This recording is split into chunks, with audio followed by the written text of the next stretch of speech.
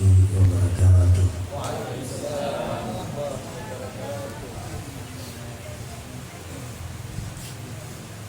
Hamdan li rabbin khassana bi Muhammadin wa anqasna min zulmatil jahli wad dayajir. Alhamdulillah alladhi hadana bi 'abdihi al-mukhtar man da'ana ilayhi bil idni wa qad nadana labbaika ya man dallana wa hadana. Allahumma salli wa sallim ala sayyidina Muhammad nabiyyi syarri wa nabiyyi jari wa jama'na fi kulli asrar wa ala alihi wa sahbihi ya nur amma ba'd. Ayyuhal hadirun jamaah Maulid Al-Jamul Lami yang dibahagiakan oleh Allah Subhanahu wa taala. Insyaallah semoga perkumpulan kita di malam hari ini mendapat keberkahan, mendapat inayah dan hidayah dari Allah Subhanahu wa taala, agar kita semua kelak di yaumil akhirat nanti dapat selamat dunia sampai akhirat, serta dikumpulkan bersama kekasih seluruh alam, yaitu baginda kita Nabi Muhammad sallallahu alaihi wasallam. Alhamdulillah, pada kesempatan hari ini kita akan mengangkat satu hadis riwayat Tirmizi, halaman hadisnya 2416. Hadis ini statusnya hasan, di mana judul hadis ini gambaran orang-orang yang sombong di akhirat nanti. Bagaimana gambarnya? Bagaimana bentuknya orang-orang sombong di akhirat?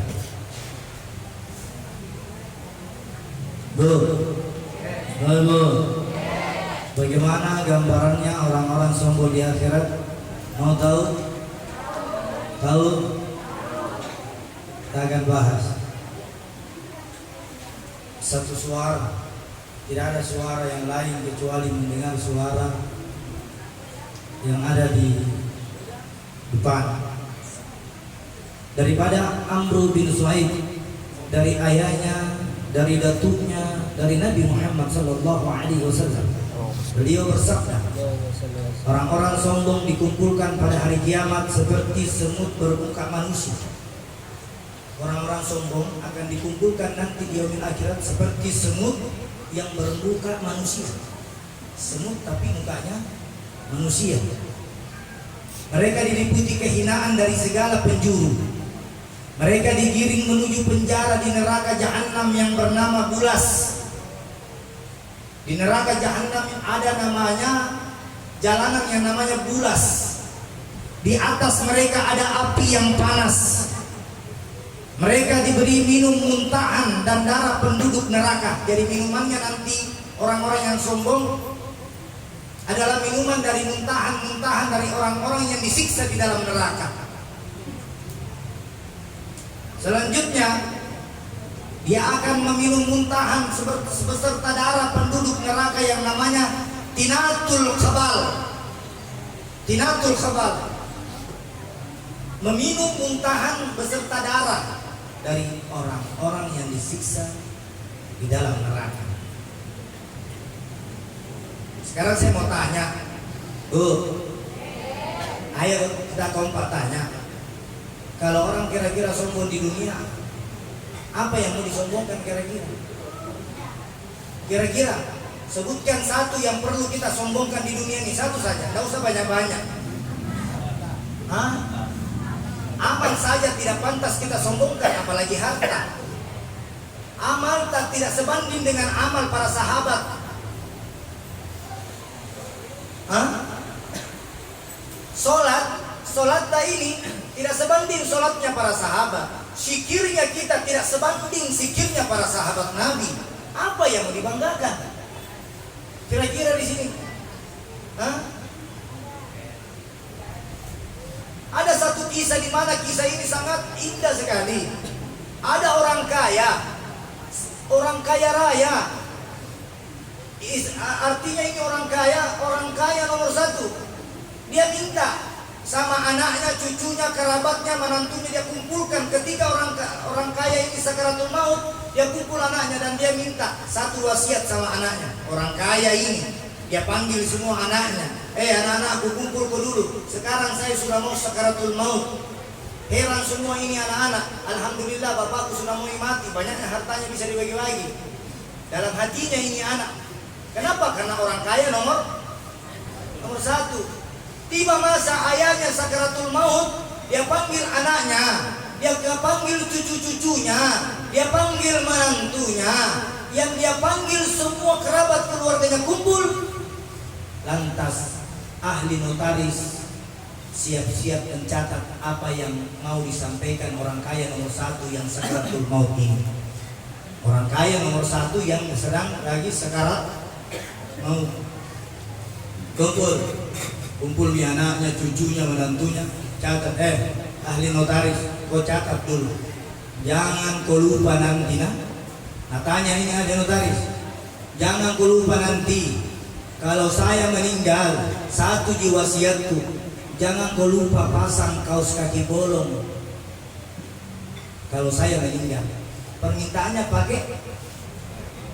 Ini orang kaya minta dipasangkan kaos kaki bolong pada saat masuk dan dikafani di dalam kubur. Satu jadi permintaannya. Heran semua anak-anaknya. Kenapa bapakku bicara seperti ini? Saya kira dia mau bagi-bagi warisan. Padahal dia minta sama ahli notaris untuk dipasangkan kaos kaki bolong. Singkat cerita, meninggal. Innalillahi wa inna ilaihi raji'un. Orang kaya nomor satu meninggal. Ketika sudah dimandikan, ketika jenazah ini sudah dimandikan, satu persatu kain kafan disusun untuk membungkus orang yang nomor satu ini, membungkus kekayaannya dengan lapisan kain yang tidak berjahit, dengan lapisan dengan kain yang tidak berjahit. Singkat cerita, terbungkus di kain kafan ke semua. Tiba-tiba berteriak ini ahli notaris, Pak Imam tunggu dulu. Sebelum meninggal ini ada pesan beliau kepada saya beserta kepada anak-anaknya. Nah bilang, Pak Imam, apa pesannya ini orang kaya sama kamu? Nah bilang ahli notaris kepada Pak Imam, bahwasanya orang kaya ini minta dipasangkan kaos kaki bolong sebelum masuk di dalam kubur. Nah bilang, Pak Imam, kalau kamu pasangkan silahkan, kalau saya tidak berani. Ini orang kaya, wasiatnya hanya dia minta pasang kaos kaki bolong. Mudah-mudahan tidak ada kaos kaki bolong yang pakai orang di sini sekarang. Tiba-tiba Pak Imam mengatakan sama ahli notaris, saya tidak berani pasangkan kaos kaki bolong. Tidak ada satupun aksesoris dunia yang bisa masuk di dalam kubur kecuali kain kafan. Ini Pak Imam bilang. Takut juga ini ahli notaris sama anak-anaknya. Akhirnya sepakat, orang kaya nomor satu ini permintaannya di akhir hayatnya minta dipasangkan kaos kaki bolong juga tidak mampu disetujui oleh imam yang memandikan dia, yang mengafani dia, yang menguburkan dia, yang telah mentalkilkan dia. Tidak mampu seorang imam. Kenapa? Tidak ada satupun benda yang kita bawa masuk di dalam kubur kecuali amal ibadah. Kecuali amal ibadah. Singkat cerita. Nah sekarang orang kaya saja nomor satu minta mau dipasangkan kaos kaki bolong masuk di kuburnya tidak dikabulkan. Apalagi kita ini tidak punya apa-apa yang mau disombongkan. Hikmahnya apa kira-kira? Emas batangan yang kita kumpul tidak mampu masuk dan menerangi kubur kita. Kalau ada mobil di sini yang bisa lewat darat, bisa lewat udara, itu pun juga tidak mampu mengantar kita. Tidak ada mobil Alphard yang mengantar kita masuk di dalam kubur kecuali ambulans, si mobil terakhir yang kita bawa pergi di kubur. Pernah bikin lihat mobil pribadi dikasih masuk mayat di dalam pergi di kubur? Kalau kecuali dia panggil ambulans. Sakit juga begitu. Saking mewahnya mobilnya tidak mampu membawa dia ke rumah sakit. Karena di dalam mobil itu tidak mempunyai alat untuk membantu pernapasannya. Nah, di dalam kitab ini dijelaskan bahwasanya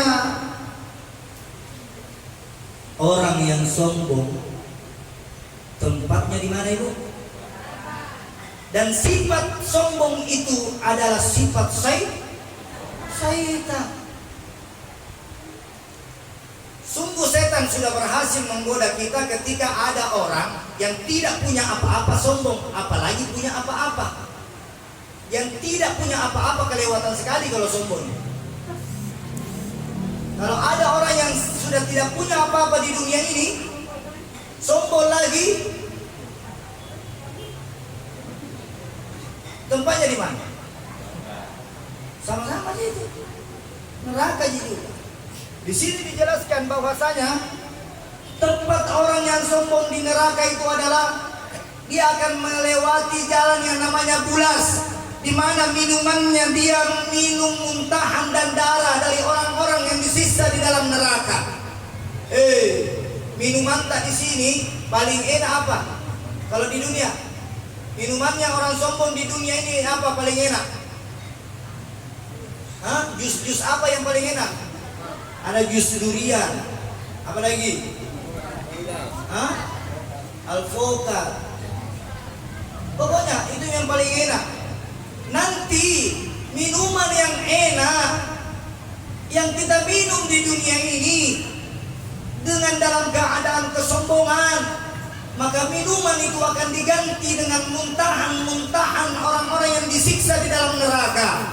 Muntahan-muntahan itu dicampur dengan darah-darah daripada matanya yang keluar darah, dan itu akan diaduk dan akan disuguhkan bagi orang-orang yang sombong.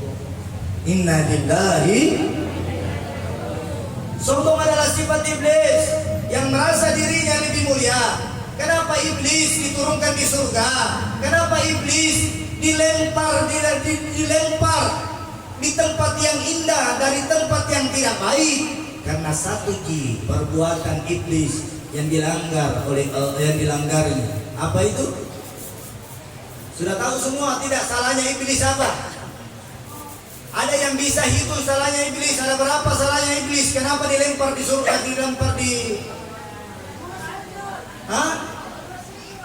Iblis dilempar di surga gara-gara apa?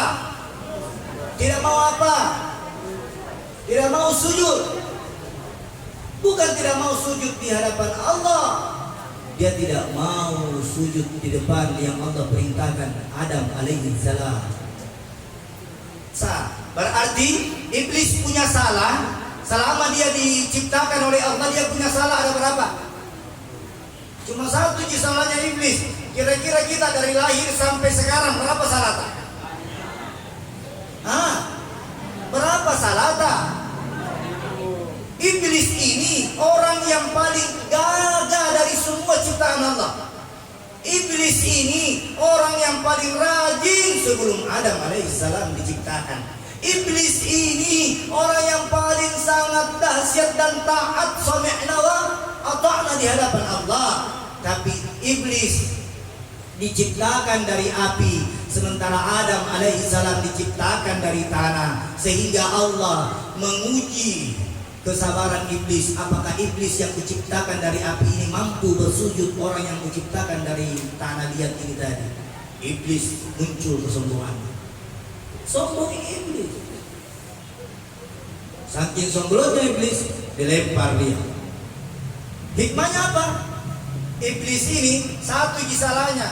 Kalau kita sedikit-sedikit salah. Kalau iblis satu salahnya, kalau kita sedikit-sedikit bikin salah. Sedikit-sedikit bikin salah. Bukan sedikit-sedikit membuat amal kebaikan. Itu yang pertama.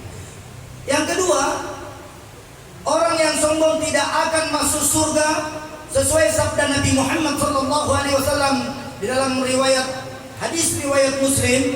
Tidak akan masuk surga orang yang dalam hatinya ada sebesar syaraf perasaan sombong. Sedikit saja di dalam hati tak ada perasaan sombong, membandingkan antara si A dengan si B, maka tidak akan masuk surga. Kita suka banding-bandingkan orang, apalagi kita banding-bandingkan misalnya apalagi orang yang sudah berkeluarga, dia banding-bandingkan keluarganya dengan keluarga yang lain. Dia banding-bandingkan hartanya dengan harta orang lain. Dia banding-bandingkan kecantikannya dengan kecantikan orang lain. Inilah sifat satu sorot. Sedikit saja terbesit di dalam jiwa tak sombong. Apa tuh ini orang? Di mana tuh ini? Begini tuh meremehkan. Inilah orang yang tidak akan masuk di dalam surga sesuai hadis Nabi.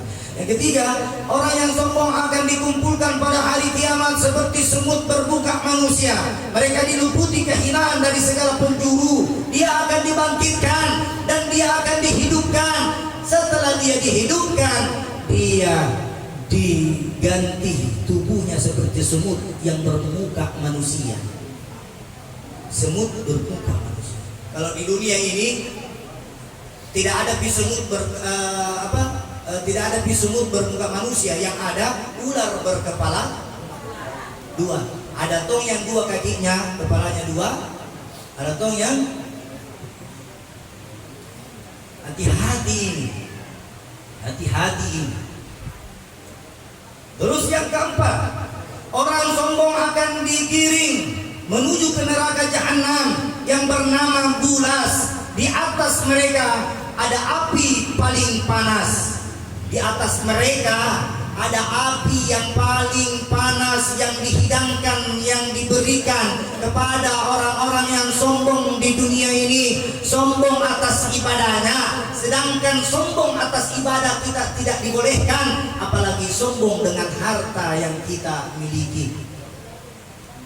Menyombongkan ibadah. Kalau kita bersaing-saing dalam beribadah boleh, tapi menyombongkan dalam beribadah tidak boleh. Bersaing-saing itu tahu bagusnya tahajudnya. Besok tetanggamu sholat tahajud 4 rakaat, kau laksanakan 6 rakaat. Itu boleh yang bersaing-saing seperti ini. Bersaing-saing untuk berbuat baik itu boleh, tapi bersaing-saing untuk memamerkan ibadah kita itu tidak boleh. Tetanggaku berzakat 1 juta. Tidak mau tahu kalah zakat kedua 2. Ini dibilang kesombongan yang baik. Tapi kalau sombong ini dia bagus ibadahnya, tetangganya tidak sembahyang, baru dia bilang sama tetangganya, kenapa tuh ini orang tidak pernah tahu sadar. Jangan hina orang yang tidak sadar. Boleh saja orang yang di sebelahmu tidak sembahyang besok sembahyang kau yang sembahyang tidak sembahyang besok. Karena itu iman naik dan turun. Adakah yang bisa mempertahankan imannya? Tidak. Begini terus, ada godaan, ada terpaan, banyak cobaan, banyak. Terus yang kelima, orang yang sombong akan diberi minuman. Apa minumannya? Muntahan. Orang yang sombong akan diberikan minuman muntahan, sama dicampur darah. Kira-kira kalau kita lihat orang muntah di mobil, kalau pergi di daerah, biasa kita lihat orang muntah di mobil. Siapa yang suka pergi di daerah sini? Kalau pergi dari Makassar ke Palopo misalnya, kira-kira ada orang biasa mabuk muntah. Kira-kira kalau kita lihat muntahan, gele-gele leher atau tidak? Belum pilih minum ini. Karena di neraka orang sombong ini, dia minum itu muntahan tadi. Muntahan diminum dicampur dengan darah. Lihat saja orang muntah di atas mobil, motor diikut muntah. Sekarang begini kesimpulannya, apapun yang kita kerjakan di muka bumi ini, apapun yang kita laksanakan di muka bumi ini, perbaiki hati kita, perbaiki jiwa kita, raga kita, hilangkan sifat kesombongan di dalam jiwa sanubari kita. Karena sifat kesombongan itu adalah sifat iblis, laknatullah. Sifat kesombongan itu hanya iblis. Tidak pantas ada seorang manusia menyombongkan dirinya di muka bumi ini, sementara tangannya, sementara matanya, sementara telinganya, sementara di seluruh tubuhnya hanya titipan, hanya sementara. Apa yang kalian mau banggakan? Apa yang kalian mau bawa? Sementara orang kaya nomor 1 saja minta dipasangkan kaos kaki bolong tidak bisa masuk di dalam kubur, apalagi dengan kemewahan yang kalian miliki di dunia ini. Maka sadarlah, mari kita memperbaiki hati kita. Semoga Allah menjaga hati kita dari sifat-sifat kesombongan. Semoga Allah menjaga hati kita dari sifat iri dan dengki. Semoga Allah menjaga hati kita dari hasud menghasut. Semoga Allah kita, melindungi kita, memberkahi kita, agar kita tercipta dan terselamat di dunia, dan juga nanti kelak di yaumil akhirat nanti kita tidak minum muntahan dan darah dari orang-orang yang sombong. Kurang dan lebihnya mohon dimaafkan. Wabillahi taufiq wal hidayah. Wassalamualaikum warahmatullahi wabarakatuh.